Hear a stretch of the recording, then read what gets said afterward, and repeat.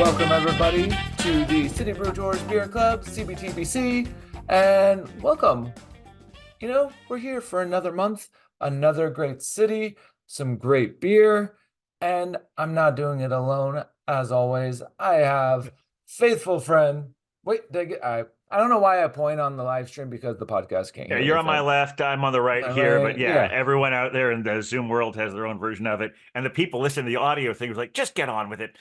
We just want beer. Why are you even talking? Glenn, how are you doing, buddy? I'm doing all right, Jonathan. It started last week. It started to feel like midsummer, so it was nice here in New York City. We're getting something a little more spring-like, which is okay. Yeah, yeah. I don't want it to be bitter cold, but I can live with this. And then this week is now chilly again. So ish. It's like early spring now. Now it feels like early spring. It Not feels like early spring. Last week, it felt like almost summer, which seemed a little strange for St. Patrick's Day. So, yeah. Did you you know, did you do drink a stout for St. Patrick's Day? I don't know why I'm asking you this because you're 95% of the time drinking stouts. right, So right. So that for that reason, I don't always remember to on St. Patrick's Day. I think I actually drank a brown beer. mm. I happen to have some Brooklyn Brown lying around, Oh, and very much enjoyed that one. So yeah, that's what I did. I should have just drank it out of my. I do have a nice like Imperial Guinness pint glass. oh Should have nice. had it out of that. Yeah. Well, speaking of brown, because again, we can just keep talking, but everyone listening is like, when are we gonna like move on with all of this?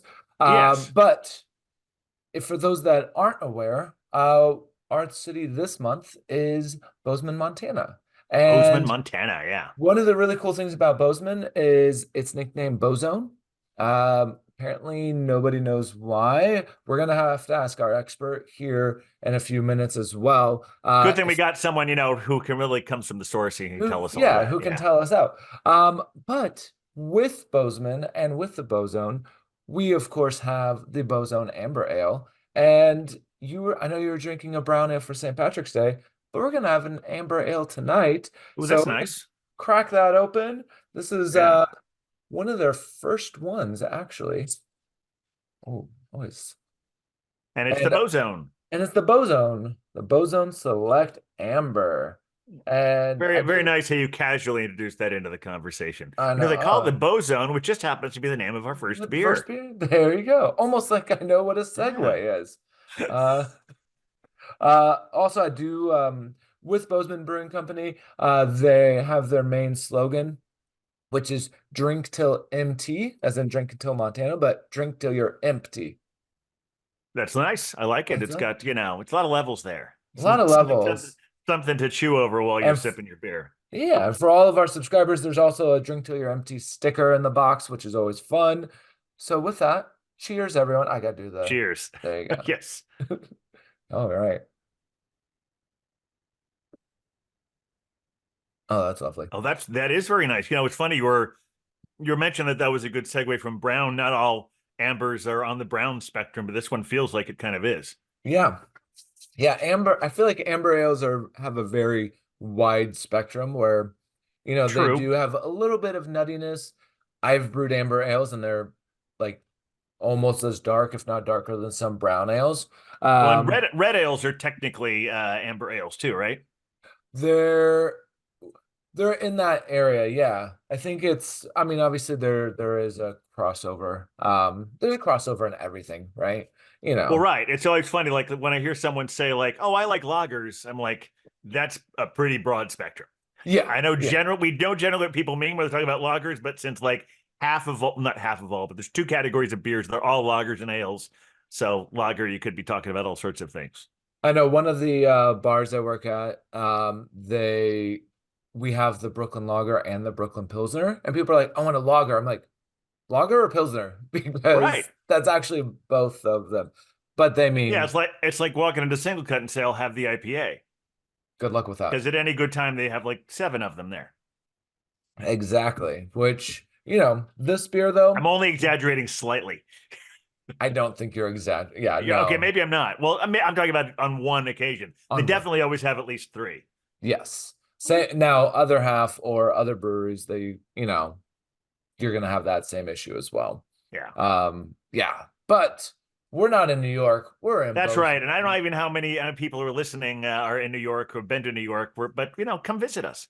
Come visit us. Yeah, we'll We're get just you a giving you drink. we're just giving you some advice. We'll get to Bozeman in a Yeah, second, of course, of course. We but we're always in New get to York. both. Yeah. Yeah, we are.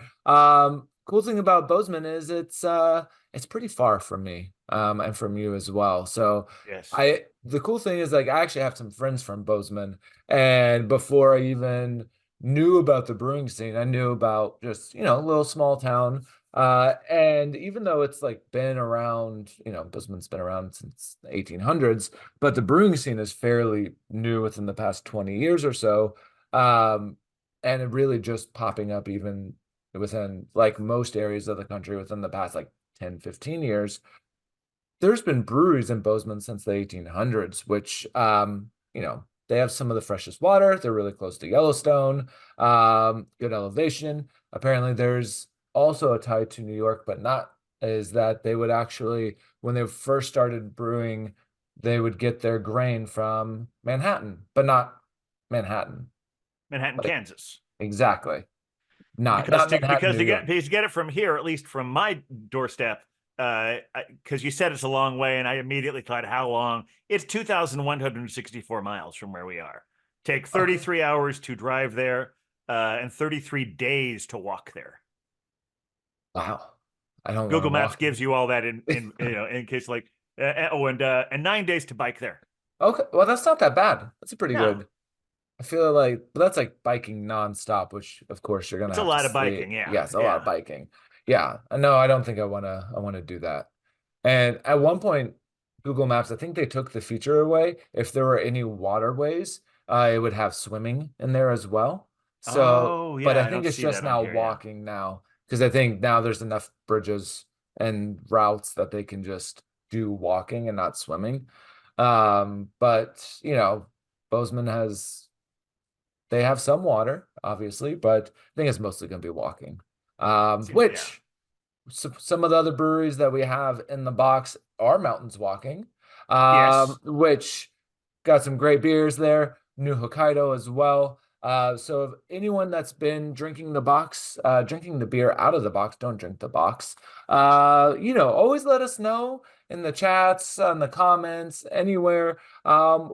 Which beers you're liking, what your favorite ones are, if you've tried any of them before, because I know you have. I know a lot of our steady listeners waiting 3 weeks to drink a beer or waiting till the third Tuesday. It's hard. It's hard to wait that long. Yeah, I just got mine yesterday, so I didn't have quite as much temptation there. There you go. Yeah, well, and I know there's some storms and everything, so some boxes got there right in time for this week as well. But how are you liking this beer, Glenn? How are you I liking? really like it a lot. It's got a really nice. You're like you said, it has that nuttiness, that maltiness. If I closed my eyes, I would probably think it was a brown. Just it's so much similar because I mean, full disclosure, I was just drinking one of those Brooklyn Browns about an hour ago, Oh, and it's nice. really, really similar flavor profile, and Yeah. and I like it a lot. Yeah, I'm gonna drink this too fast, but that's okay. Yes, good That's thing we okay. have our whole box of beers in case, as you said, in case we want to drink the box. And honestly, actually I really like that as a shorthand for drinking all the beers in the box. Just drinking the box. Just drink the We're here to drink the box. box. Yeah, I like that. I feel like we need to start giving people straws then, and they can just go from beer to beer and straight out of the box. Just drink the I think we need box. bumper stickers that say "Drink the box." Drink the box. CBDBC, drink the box. We're, we're, We have we're, a we're slogan. not only not outside the box, we're so in the box, we're drinking the whole box. We are. So once Chad and Tom listen to this, we're gonna do bumper stickers. Absolutely. There you go for drink the box. CBTBC, drink the box. Drink the box. Now I need a t-shirt with that too. Okay, we get on tangents. I will Uh, say just to acknowledge the chat says RJ is always so good at participating. RJ has tried the black IPA as well as the both of the mountain walking beers. nice. Yeah, and they're both Which, really good. I'm looking forward to those myself. I may yeah, even have one this evening. I'm and it's always cool to like see, all of these styles as I'm like trying to figure out which beers to get from all these different cities.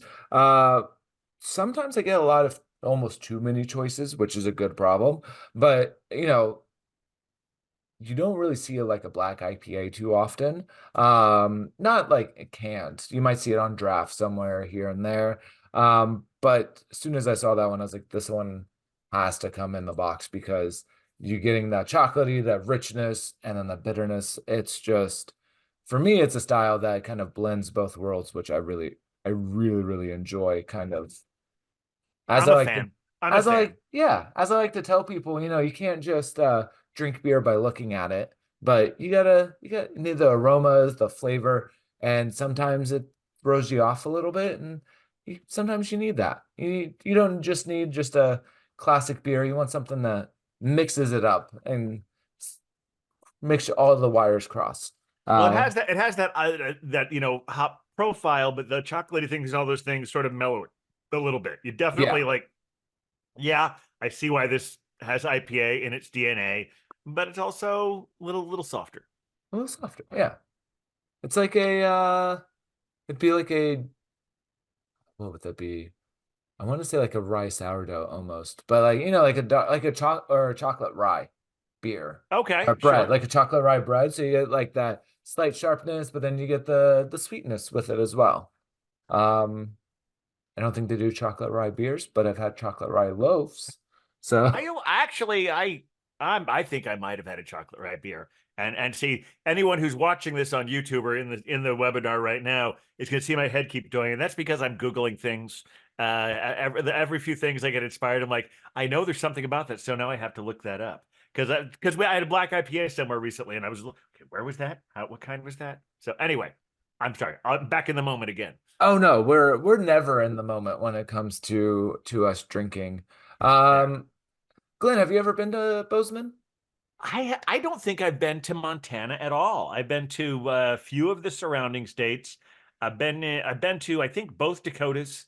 Okay. Been to Wyoming. Been to Idaho. That was the first time was about 4 years ago. But I'm not absolutely certain because we went on a lot of like road trips all over when I was a kid. But I don't think Montana was on the list. And I say this every time I'm on here. In fact, I think the next time you book me for one of these, I'm just going to go to that city and record it from there, just so I can stop saying now I have to go visit this place because this beer is so wonderful. Yeah, no, that's one of the big problems about this, which is a good problem, is that Yes, it we is not a bug. It is a feature. there you go. There it is. Now you just have to And travel more. but I didn't let you finish your sentence there. Yes, No. but yeah. Yeah. Have you been to Yellowstone? Because Yellowstone is right there near Bozeman as well. Ooh, that is a very good question. I feel like I must have gone there as a very small child, because my mother used to always talk about it. She was a waitress at Yellowstone when she was in college. Okay. and I and Yeah. I don't remember much more of that story, uh, because and I can't. Unfortunately, she's no longer with us, so I can't ask her about it. But I do remember specifically her talking about it was some kind of like summer college gig she got just being a waitress at Yellowstone. Well, there you go. So but Yellowstone is so big. I always It forget is. how many states like it actually touches. Um, Well, but is this particular brewery the one that, or is it? I know one of these ones that's actually located at Four Corners. I it is one of the breweries. Okay. We're gonna Well, find when we out. get when we get our guest, we'll find We're out gonna because get it our was one of the guess. two. One of the two. So I have a feeling it's Bunkhouse, but we'll be finding that out very shortly.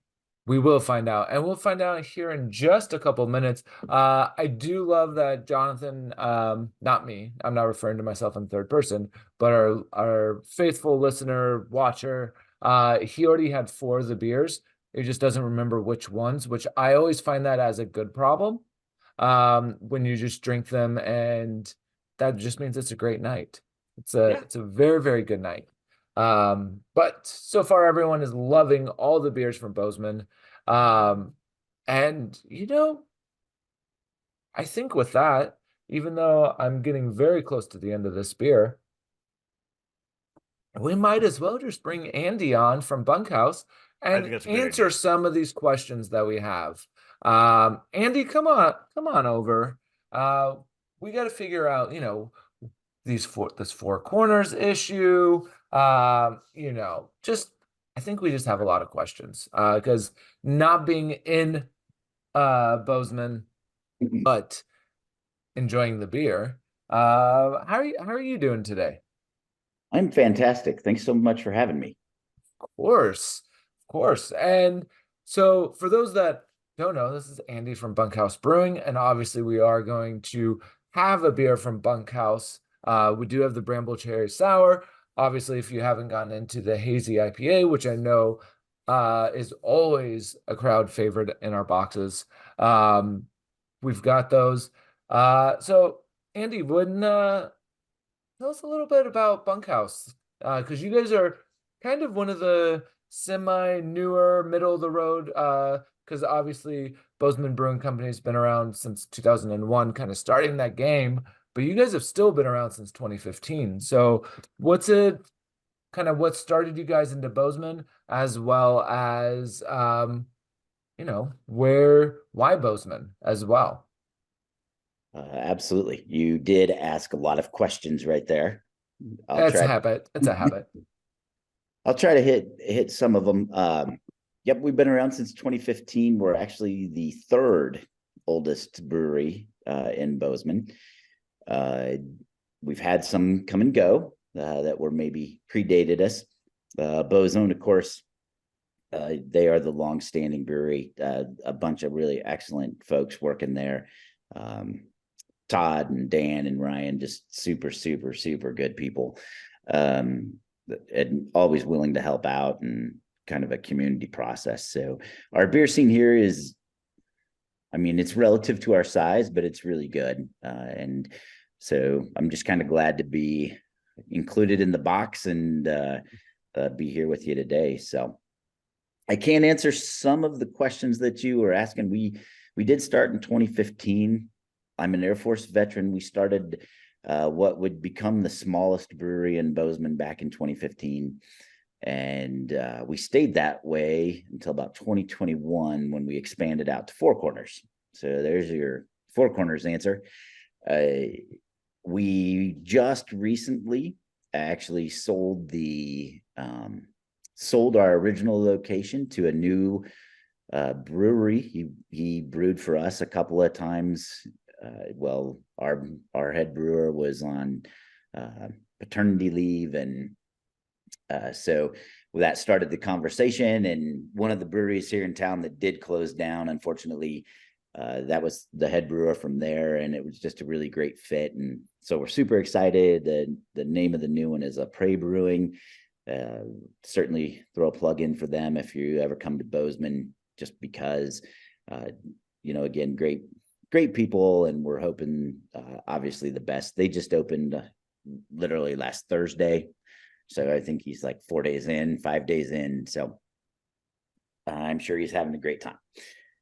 So anyway, just to clarify, Four Corners actually doesn't refer to like the four corners of the states or anything. It's just an intersection where for years and years there was kind of a favorite bar, if you will.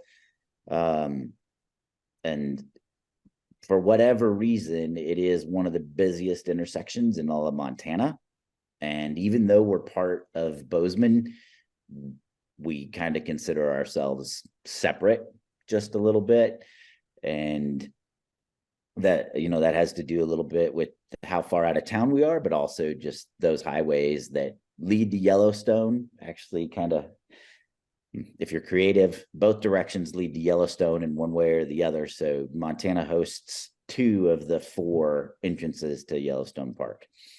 And then the primary one being the West Yellowstone entrance is right there. You just keep going down the highway from where we're at. And so we do see a lot of tourists come through, which is fantastic. Obviously, Bozeman's the busiest. We're the busiest airport in the state, and we see the most tourists in the state. So there's probably somebody out there that is either watching right now or will watch in the future. We're right there as you're going to Yellowstone, so don't forget to stop. Absolutely. Now, especially now we have within this box. We have 4 more reasons to stop in Bozeman since we got this box. Mm-hmm. Yep. Well, five if we 4. also count the new plug, the new brewery. Okay, there that you just go. started up. 5, yes. There you go. Yeah. 4 corners plus 1. That's right. We do have a lot of breweries here. I think oftentimes people think of it as the Bozeman Valley, which includes kind of sort of Livingston, depending on how generous you are, but also Belgrade and Bozeman. Obviously, Four Corners is part of Bozeman. At one point, I think we were up to 13. We might be down to 12 now. I haven't counted recently. So there's an awful lot of breweries for as small as we are, but we keep growing every day. So I guess that means there's plenty of places to drink. Of course. And 13 breweries, because Bozeman's only what, 19 square miles roughly. Obviously, if we're being more generous, then we're getting out of there. But say even if it's like 20 something square miles, that's still a lot of, that's literally like a brewery almost every mile, which is really impressive, especially like coming from New York. Like a brewery every mile is not, doesn't really mean much, because we have 45 breweries in the 5 boroughs, but I can walk to half of them or take the train, but in True. places like Bozeman, where you're driving everywhere, you're probably not walking from brewery to brewery, probably frowned upon, or pretty far, but still having them that close to each other, that's a good amount of breweries, especially for, if you think of, because you're so close to Yellowstone, because you guys are known more for, nature and skiing and mountains and everything, that you still have this amazing beer scene that is kind of in the middle of, literally in the middle of like the mountains, in the middle of nowhere. No offense, but it's really, really cool that it is that big of a scene that is being recognized across the country. When you got nature, mountains, and everything else, and why not have a really nice beer when you're going fly fishing or hiking, or as long as you pick up your trash, I have to say that. Recycle properly. But yeah, like, enjoy camping and have a nice beer. You don't, why not? I feel like that's just a natural order of things. In my opinion. I don't know. Maybe I'm a one-off on that one. This is kind of interesting. I'm looking at this one, and Montana has the highest. This is a few years old, but I mean it's still pretty close to right. Montana has the highest amount of breweries per capita amongst any of its neighbors. That's true. Actually, yes, we I think maybe have the highest beer consumption, if you go by gallons or whatever, per the population of any state. So I know now this is, like I said, it's a few years old. Vermont and Maine are slightly ahead of you. All right. Well, like I said, because they have much smaller populations, but considering the huge population, you're way ahead of even California and Oregon and Washington. Yeah. Because they're all significantly under 10 per capita, but 12.4 per capita. So that's pretty impressive. And Glenn, does that include consumption, or is that just the breweries per capita? Because this is breweries per capita. Yes. All right. So then, Andy, because we are not going to cross-check it, I will take your word that you guys drink way more beer than everyone else per capita. I don't know if that's something to brag about. Exactly. But yeah, we do enjoy a beer here. I mean, yeah, and I know that you I'm gonna crack open this Bramble Cherry Sour because it's been sitting there. I've been staring at it too long. I know, really choice. But I know that oh, go ahead, Glenn. I say I'm gonna open. Unfortunately, this is gonna be another reason to go to Bozeman. I guess the City Brew Tours beer club is so popular this month. They seem to have run out of Bunkhouse. So I didn't get any Bunkhouse, so that means that's another reason for me to go there. But since we're only doing this once a month and we're trying to tell people about all these things, I figured I'd go for the one that's closest to my wheelhouse. So I'm gonna have the Mountains Walking Bear Went Out Porter. I know RJ already said that's a really nice one, so I'm looking forward to that. And I look forward to someday visiting Bozeman so I can get all the bunkhouse and get caught up with the rest of you. Well, I hope you do. Just know that there's no vacancy. Okay. I mean, you're welcome to come, but then you have to leave. All right. Fair enough. Luckily, there's a I little bit of camping, just a few miles away. There you go. Miles away. You're welcome to go there. Yeah. So when when you were first talking about Bozone, the locals have sort of changed it, and now we refer to Bozeman as Bos Angeles. Oh, nice. So I just like so it. you know, it's not necessarily a good thing. We're growing pretty fast here, and it does obviously cause some heartburn with those of us that have been here for a little while. Yeah. But Well, that's all right. We love them yeah. all. Yeah, we call that growing pains, right? Is that it? Exactly. Yeah, Exactly. we're right there in the middle of it. So all good. Yeah. I do want to say as I'm drinking this, so this Bramble Cherry Sour, it is delicious, Andy. It is just lovely, sweet. What was your inspiration for it? Was it like try to recreate a pie or just like I just want a sour beer? You know, so our brewery really prides itself on trying not to repeat anything. When we were little, when we were the smallest brewery, we had 3 flagships, and we had eight taps and 3 flagships, and so the other 5 rotated. Today we have 12 taps that can expand up to 24, and we still kind of have that same philosophy of let's rotate beers through, and let's try to, I guess, not really convince as much as educate people that this is a style you wouldn't try, but you've come to trust us over the years that you've been coming here. And so you're going to try it one time. And it might be something that you actually realize that you really love. And it might be something that expands your palate and expands your mind a little bit. But it isn't necessarily something you're going to go back to, which is totally fine.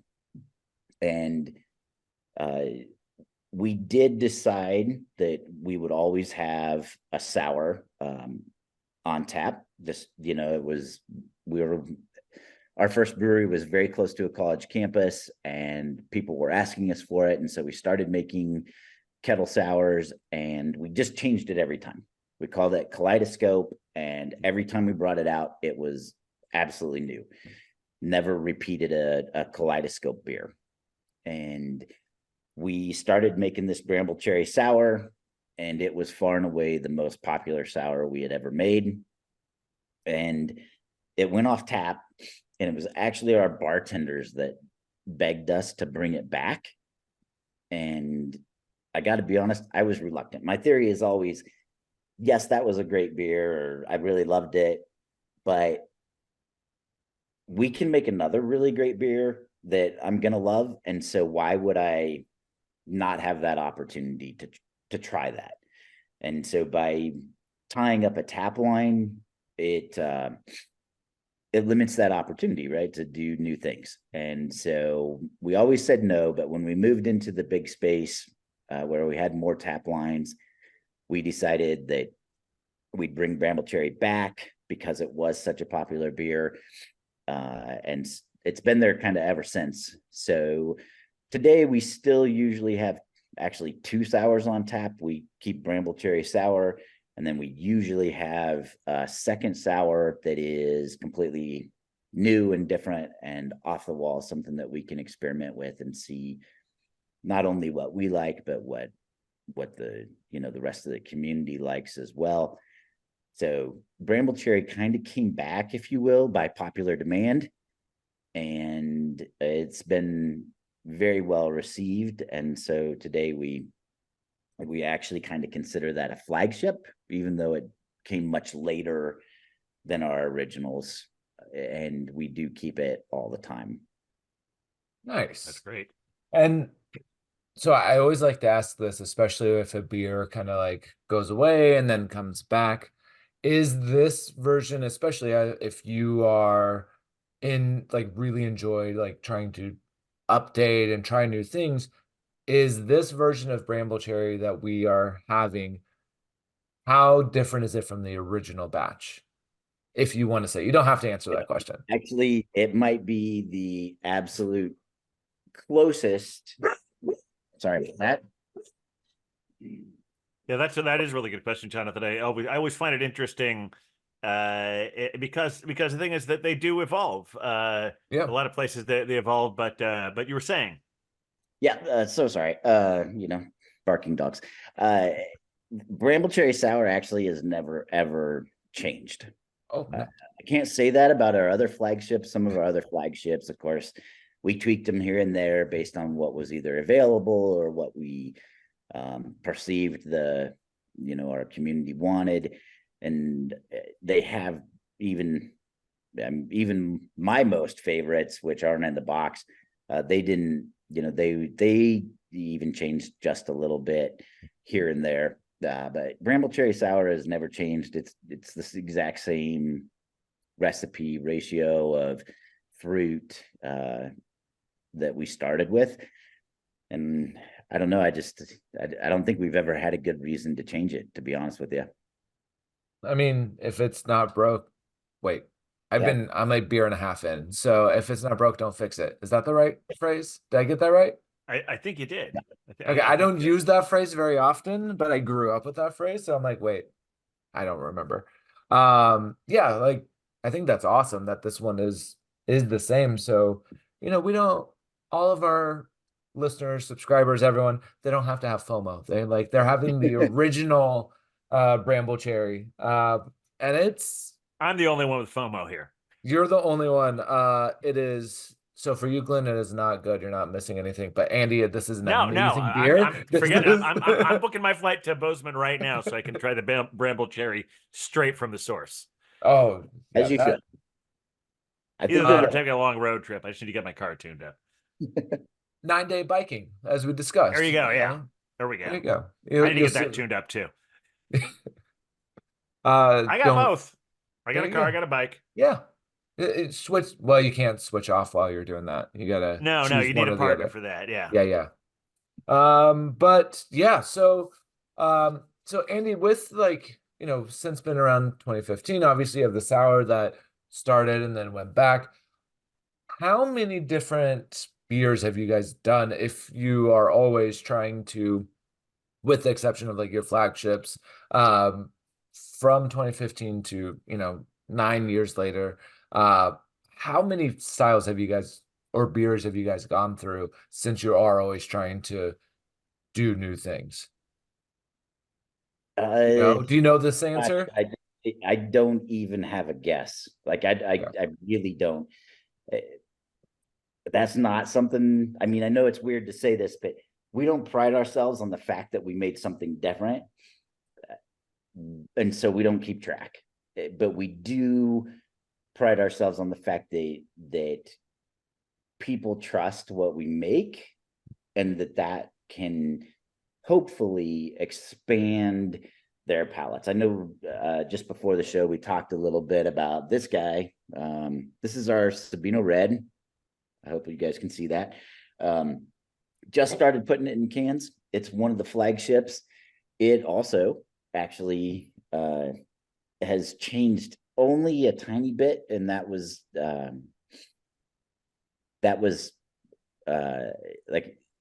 more of a ingredient sourcing thing than us trying to change the beer. But anyway, the point is that this particular beer, just like the cherry sour, they're very close to the originals, but at the same time, we do have to adapt and overcome there. Anyway, I kind of digressed and went down a path that diverged from where we were going, mostly because I saw RJ ask a question, which completely caught me off guard. My background. You can address that if you want to. Thanks. Because so we're just going to follow this rabbit trail like way further. I hope that's love it. No, this is what we're here for. I'm just going to enjoy beer and enjoy the show. I am German by I don't know, descendant, what do you call that? Anyway, but I'm also a veteran. I lived as a veteran, I lived 3 years in a place called Ramstein, and I fell in love with the beer in Germany. I'd been there several times before, and then, kind of solidified living there. And that actually spurred me when I got back to the States to learn how to brew and to make beers and to try to emulate a lot of those very German styles. And so you'll find those beers that do rotate, a lot of them we are trying to figure out all of the German techniques. We actually have a completely German system from Bearplan, and we're trying to recreate that in kind of a very traditional sense, but like obviously over here. So yes, I am an Air Force veteran. The Air Force brought me to Bozeman, and that was, back in 2010. And this is where we've called home ever since. And so there is that I guess tie-in, if you will. Anyway, we do a lot of German style beers because those are honestly my favorite. And maybe I would expand that to say European style beers are our favorite. And with our system, a lot of people have a 3-vessel system or something like that, but we have a 5-vessel system, so we can cook down our own malts and cook down our own grains and cereals and stuff. We can do deconcoction mashes. We use a high pressure boiler, which is completely unheard of and completely blew the minds of all of the city code people. I probably shouldn't say that out loud. Anyway, it's a fabulous system, and it lets us do just a really authentic German style beer, which was what we kind of aimed for, if you will, in the very beginning. So anyway, the other thing that I got to comment on, and I think it's kind of a segue, not really. There's a town here in Montana called Manhattan. It's about, I don't know, let's say 20 miles down the road. And they had the largest malt house this side of the Mississippi at one time. Wow. Wow. So I actually got involved in beer as part of a malt project to try to bring back craft malting to this area, because that is what we do, right? Montana's #1 agricultural export is malted barley. We felt like we shouldn't be shipping it to, I don't know, Minneapolis to get it malted, to get it shipped back to our brewers. And we really wanted to create something that was better, if you will, or at least more efficient. And I'll be honest with you, that project did not materialize. Today, there is a company out there called Montana Craft Malt. I like to think I had something to do with that, and that push through Montana State to try to push for that craft malt presence. But anyway, you were talking about Manhattan, Kansas, and I just wanted to make sure you weren't confused. Maybe all of your malt was coming from Montana after all. Possibly so. Yeah, I apologize for assuming he meant Kansas when he said Manhattan, because that's the only Manhattan outside of New York that I've heard of. So this is educational. So there's a Manhattan, Montana. I am curious, when you're talking about how exporting the malt, one of the reasons we have this club is so people can get stuff they can't get where they live. However, what is your distribution? I don't see. Really the only Montana beer that I've seen here on the East Coast is Mountains Walking, and even that's not very much of it. So are you pretty much all local, or is more West Coast, or how is that? No, we personally are like 1,000% local. Okay. It surprised me that you said you found Mountains Walking outside of this area. I know they do have only like 1 or 2 beers. Yeah. The beer from Montana that most people know is called Moose Drool, which is out of Big Sky, which is a Missoula beer. Yes, that's a good one. Yeah. It is, it's great beer. I saw that when I was just in California. I saw that when I was there. Yeah. But they also have another one. But yeah, Right. Yeah. And I mean, that is actually the brewery, as far as I know, the brewery that has the largest geographical reach from Montana. Most of our stuff is obviously, I mean, for all of us, is sold hyper local. And so we do not distribute anything outside of, gosh, I mean, 8 miles from the brewery, I think, is as far as we go. And I'll be honest, we just started doing that. We've been predominantly brewery where you have to come in and buy it from us, but it's a bigger brewery, it's a bigger system, and it's been really well received. So we're excited about some of the new partnerships that we have and the ability to distribute more and further. The maximum we're even aiming for is to distribute statewide. okay. I'll give you I'm going to give you one of those shameless plugs that you probably shouldn't do. But this particular beer, and we talked about this a little bit in terms of Montana and what you like to do here, right? So everybody thinks skiing is the big draw, and that is not true. Our tourists are about 3-to-1 fly fishermen over skiers. Yep. We have the best fly fishing in I mean, sometimes we're number 2 in the world, but we're usually number 1. And so there's a great company here that at least began very super local. I don't know if I can do this. Sims, right? So Sims Fishing, for all the fishers out there, this is actually their logo. I mean, theirs is orange, solid orange, but this is a collaboration beer that we do with them. We bring it out every summer, or at least this will be the second summer now that we're big enough to do it. And this is that's Seam Seeker 4-layer lager, is a German Helles. The 4-layer refers to Sims and their products. It doesn't refer to a beer, which is maybe a little odd. But anyway, we'll be launching that beer. We're thinking probably in late May, early June again this year. And that one we're in discussions with people to distribute it statewide. But the rest of our beer, we keep it real close by, so that we can control the quality and a little bit of the quantity as well. That makes sense.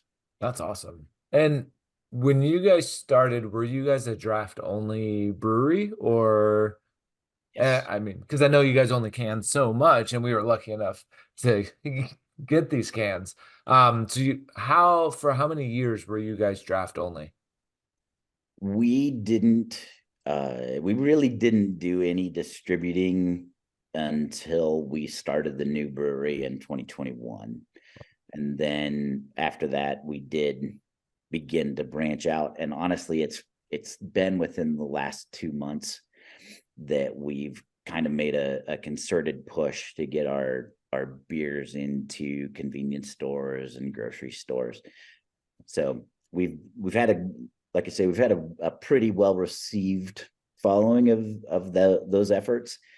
And maybe a shout out to Row Sours. They were the first people that picked us up, and literally for a very long time, I would say 2018 on, we used to put crowlers on the shelf at Row Sours, so 32-ounce cans on the shelf at Row Sours, and that was literally our only distribution.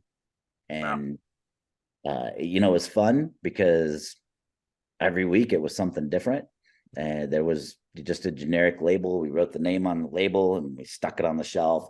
And at one point we were actually the 4th highest seller at Row Sours, which they move a lot of beer. But for a little brewery like us that was using a 3.5 barrel system, that was kind of an amazing feat.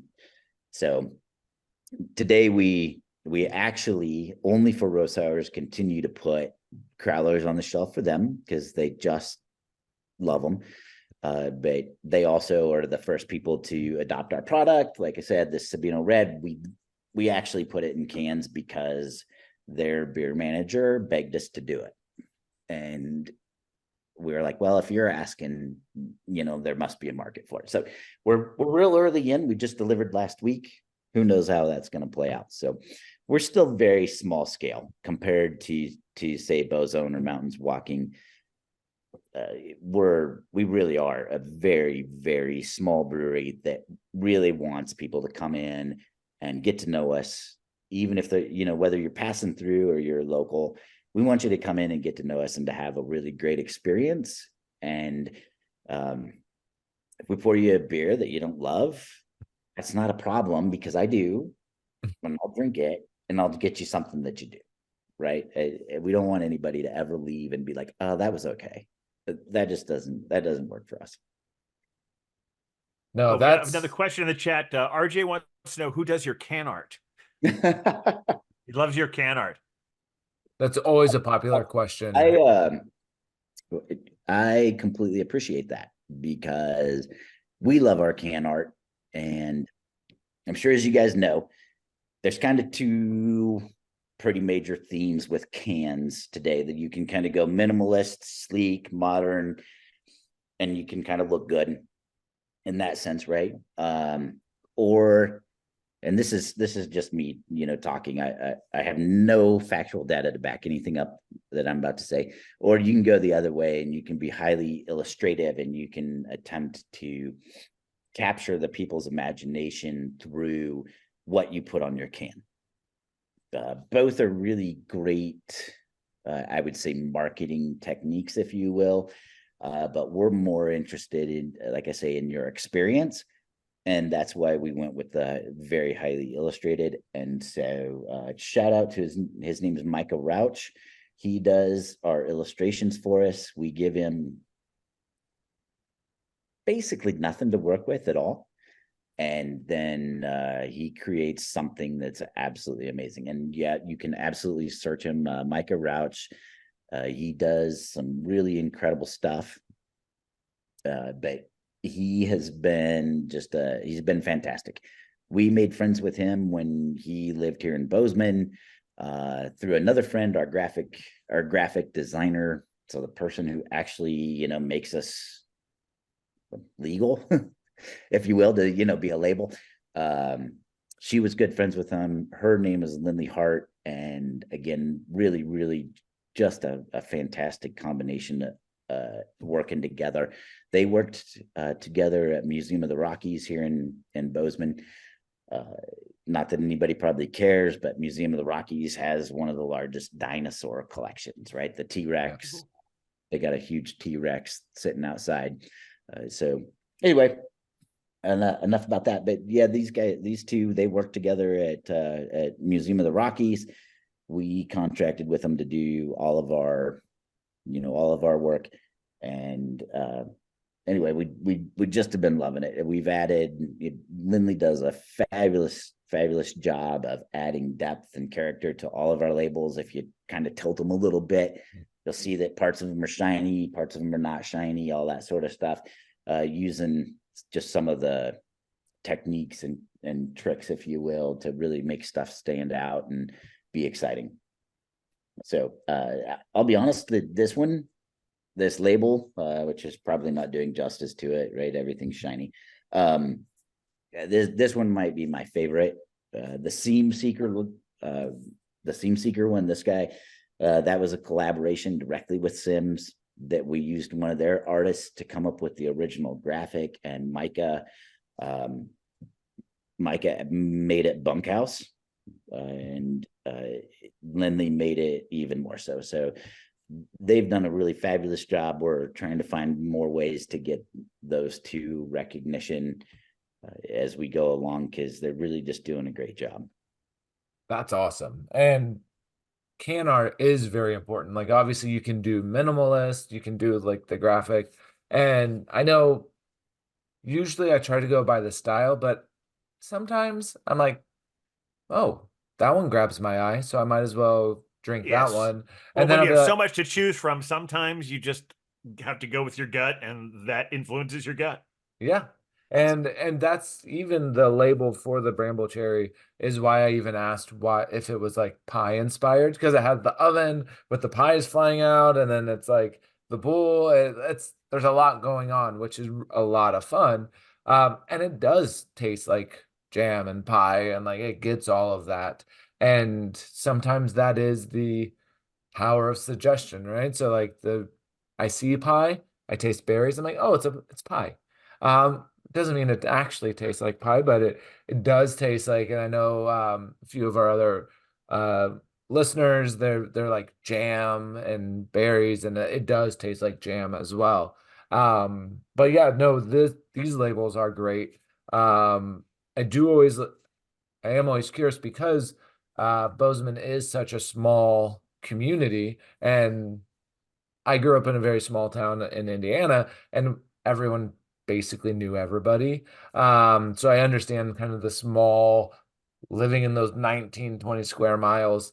But even though Manhattan, Montana has those malts, um, do you guys ever do any beers that are 100% Montana ingredients, or does Montana, I know hops are a difficult thing for certain areas, especially Montana. Um, do you guys have hop fields, or is it all just kind of we do with what we can? Yeah, that's a great question. Bozeman does struggle in terms of cold, just Yeah. so you guys are aware. Yep. Yep. But the other side of the state, or sorry, the western side of the state does a little bit better, and there are some hop fields over there. Bozeman has one hop field. Yeah, exactly. And so we do two things. The first, like when it's wet hop season, we'll do a totally um Montana beer. So there is a small, it's not the one I referred to earlier, but there is Gallatin Valley Malt. They are a small craft malt house, and we try to use their malt in everything that we do. But I know we fall short on that. But for the wet hop, we exclusively use their malt. We use Crooked Yard hops, which is also here in Bozeman, and we produce a wet hop beer. And that's kind of the scale and scope that we're able to do. After that, the other kind of thing that we try to do is we do what we call a Franconian beer, and we've named it Galatonian, right? Like Franconian. It's an obscure style that I don't think most people will really think about. And right now we have the second one on tap. It's a smoked rye lager. And as we know, Franconian kind of means from the land, right? And so we source everything that we can locally for that particular beer. And if we can't source it locally and we can't make it, like for the smoked portion of the smoked rye lager, we have to venture outside of Montana. But the whole goal with that kind of, and it doesn't repeat a lot. Like I say, we only do that style about once to twice a year. It really is meant to be a hyper local, like hyper kind of farm to table type of beer. We do just have a couple of limits, as you guys are clearly aware, in terms of what we can source and what we can't. And so, like I say, if we can't make it and we can't get it here, then we're sort of stuck buying it from somewhere else. And maybe unfortunate, but let's be honest, we're a state of 1 million people. We're kind of a small market. Yeah, no, and that's very similar to here in New York. We have the farmhouse breweries, and they have to use New York State ingredients, but every once in a while, our blueberries aren't great. We have to go to Jersey. Like it's literally right next door, but still it doesn't count. Yeah. So it does happen. And that's, sometimes, you want to make a beer and you're like, I'm gonna do this. And even if you do all the planning, nature happens, and sometimes crops or ingredients just don't come together like we had hoped. Especially if you are starting to brew larger amounts and you have that schedule going of, if you are planning a beer maybe 6 months out, by the time you get there, it is what it is. That and yeah, and I guess because we are getting close, and I know it's late for us, early for you still. But what is the future of Bunkhouse? I know you've already touched on it. You guys are in this newer space, bigger brews, doing some of the more contracts, canning like your red ale, doing the seam seeker as well. Is there anything coming up or that you want to plug with Bunkhouse besides just trying to get into the rest of the state and just still making awesome beer? I don't think that, I mean, I kind of gave all the shameless plugs already. All I could really add to it is our goal, right? When we started, like I say, I got into it through the malt world, and it didn't go where we wanted it to go. And that's just, I mean, that's part of life. And I'm glad that there's people that have kind of picked up that torch and carried on with it, which is just amazing. For us, just like I think so many people probably say, like, we want to be part of the community. And for us, that really hits home, and it means a lot to us, because when we lived in Germany, we walked across the street to the local restaurant. I mean, I really think there was only 17 houses in the village I lived in. But we had a brewery that was the meeting place. That is where, right, the roots of Bunkhouse come from in terms of what we're trying to recreate over here. We want you to walk to our brewery. Now, we're a little bit outside of town, I get that, but that's kind of the idea, right? Like, we love tourists. We love to showcase our product. We love for people to stop by and see us and get to know us and experience Bunkhouse. But at the end of the day, even the name reflects our end goal, which is when you're done working for the night, where do you go? Right? In the old days, in the old West days, which a lot of our names, if you will, came, like Sabino Red, that came from a true Montana heritage. And when you were done working for the day, back in the frontier days, you went to the bunkhouse, right? Like, literally the bunkhouse, right? That, i.e., where you slept. But that's also where that's the difference. Is you could have slept in those. You can't, as you said, you can't sleep in yours. But well, that has happened, but we shouldn't talk about that. Right, yes. So off the air for that one, yeah. Off the air. Anyway, the whole point is that's where they ate and drank and played cards, right? And then they tuned up for the night. They just had the one room, and that's kind of what we're going for. Because of that experience that we had living in Germany and seeing what a community centered around a certain spot, which of course, it's Germany, it's probably going to be a brewery or something very similar.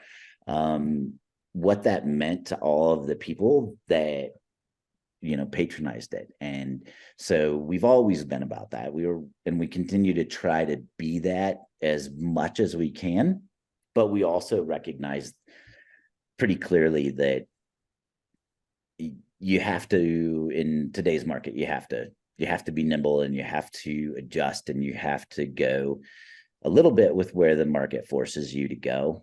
And if for no other reason, I think a lot of our distribution, like I say, which is hyper local, is really not aimed at anything more than trying to get our beer in your hands so that you come to the brewery, so that you can have that overall experience with us.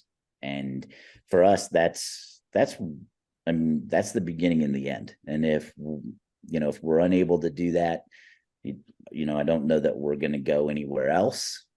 So we continue to strive down that road of just trying to build that community, but also to make it more than a cliche, because it's become that just a little bit. And it's a good cliche, if you will. But we really do truly believe that's what we're trying to do. And so, you will see us continue to reach out and make partnerships with kind of people that maybe other people aren't, right? That's, Sims is literally the Sims manufacturing site here in Bozeman is less than a mile away. And we're constantly asking them, hey, you want to come over? You want to have a party? You want to do something good for your employees? Let's do it at our place. So whether it's that or, I know we've got a big event on Thursday for breast cancer awareness and the whole Pack the Place in Pink. Those are those events and people and ideas that we really want to, I guess, both embrace, but like we want to build that relationship and support one another, because that's what our community's going through and that's what they're experiencing. And even sorry, I guess this is one more shameless plug, like even Seam Seeker, the whole Sims beer, we actually give the proceeds to a local nonprofit called Veterans in Quiet Waters. And it's just such an amazing benefit for veterans to learn to fly fish, to maybe have a place where they have counselors or people that you can talk to that have kind of walked before you. And we have lots of those here in Bozeman.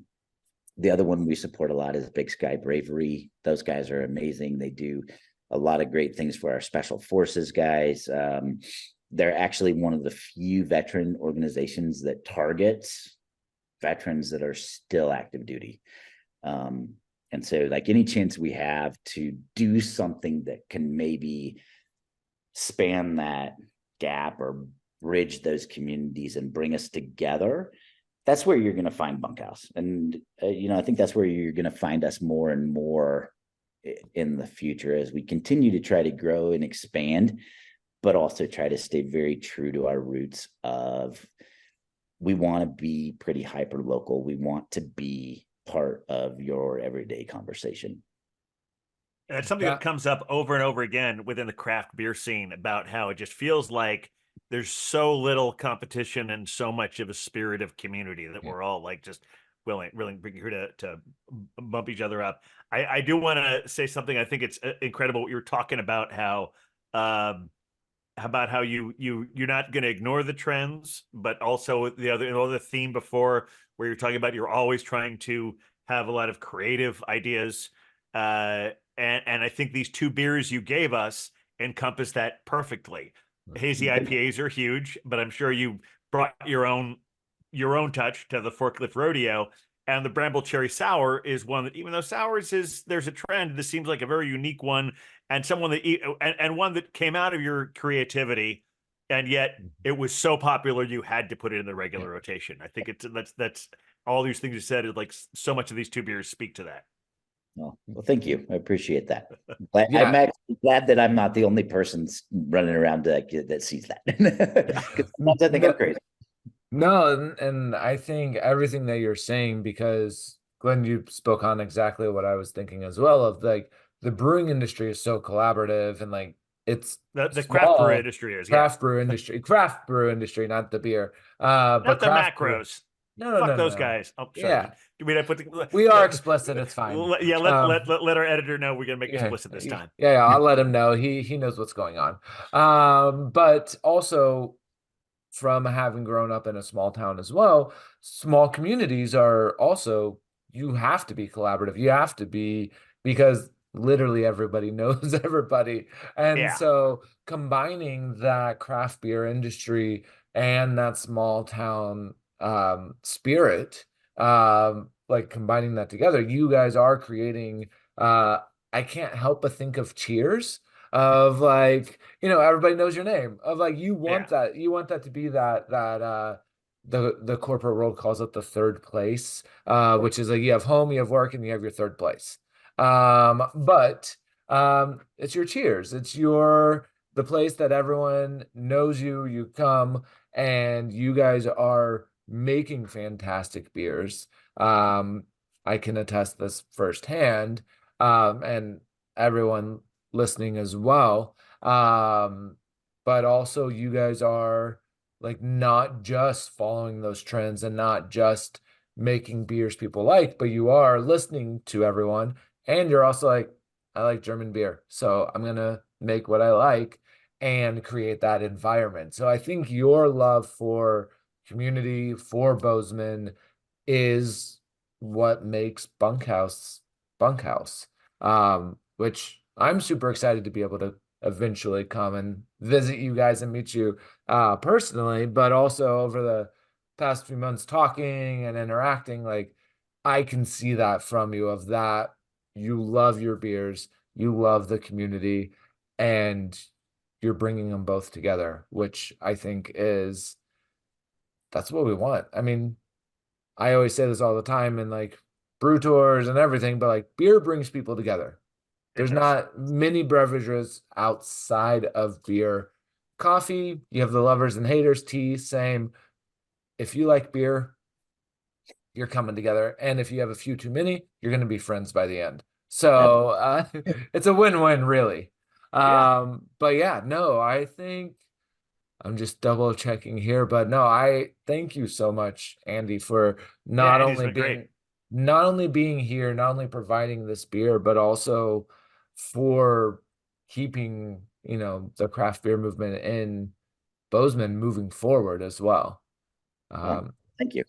Double checking. Very kind of you. I And mean, I will say that our motto, if you will, is hashtag good friends, good beer. We're always, we're going to provide the beer. It's, you guys provide the friends. We're here for you. yeah, and I will do that as a shameless plug on your behalf. Well, thank you. For anyone listening, go to Bozeman, go to Bunkhouse. Who knows what beer is going to be there, but there's going to be some amazing beer. Andy doesn't even know what beer is going to be there. But you're going to have amazing beer, amazing conversations. I don't want to end this podcast, but I have to, because people aren't going to listen to We 3 hour do. podcasts. We do have to end it. But also, I will just say also a thank you to all the other breweries, to New Hokkaido, Mountains Walking, Yes, this Bozeman porter has been Brewing. great. As you can see, I'm done with it. It's got, yeah, It's yeah. it's gone. All the breweries in Bozeman were great to work with. All again, super collaborative. Very, very lovely people, and more importantly, lovely beer. But Andy, thank you so much. We'll see you when we all do a group trip down to Bozeman. Yes, I say, is it down or is it over, it's a Glenn? cross. It's cross over. Yeah, I'm really Once you bad get with 200,000 miles, there's ups, downs, sideways. We'll get there eventually. it. Doesn't matter. Yeah, not once we bike 9 days, we're gonna be there. I mean, I was But doing the math on that one, and that like if you were doing 100 miles a day, 9 days would only get you 900 miles. So that's over 200 miles a day on the bike. I oof, think that thing was just saying if you didn't stop, and I don't think right. that's I don't think that's uh possible. yeah, I think it's a car road trip thing. Yeah, that's definitely a car road trip. You know what? Because Bozeman also has one of the biggest airports, I think we're just gonna fly. I don't know. Uh, I'm gonna like just I'm gonna draw a map between here and Bozeman and see where all the best brewery cities are between here and there, and just do like a and then make another alternative for a route back, just to do a big brewery road big, trip. big, just Yeah. yeah. I don't want to say drunk driving road trip, but No, I'm saying drive to the place, have your beer there, spend the night there, and go to then the go. next place. Yeah. I have all sorts of versions of this brewing in my head all the time, no pun Oh, intended. yeah, we definitely got this. But with that, we do have to call today to a close. So, again, thank you, Bozeman, for being such a lovely city. Everyone that is listening, thank you so much for joining for another month. We do have another great city coming up next month, as usual. If you want to join more, obviously go to shop.citybrewtours.com. Get the box. You can still get this month. You can still get Bozeman, and you Drink can the get box. drink the Drink the box. box. Yeah, City Brew Tours, drink the box. And with that, good night, everybody, and good All right. day. All right, thank you Good guys. night.